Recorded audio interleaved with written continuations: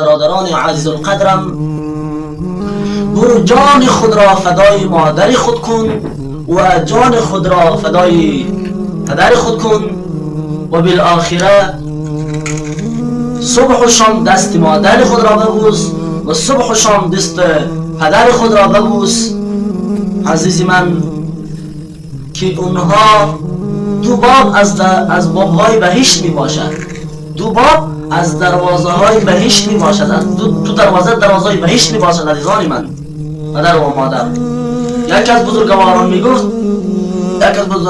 گفت که من رفتم یک نفر را دیدم که گریان میکرد، زیاد گریان میکرد.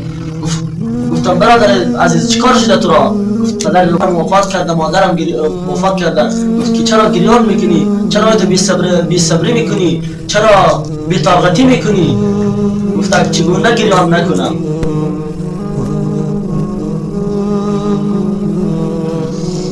گفت چگونه گریان نکنم که دو باب از دروازه های بهشت برای من بند شده است. دو باب یعنی دو دروازه های بهشت بر من بسته شده است.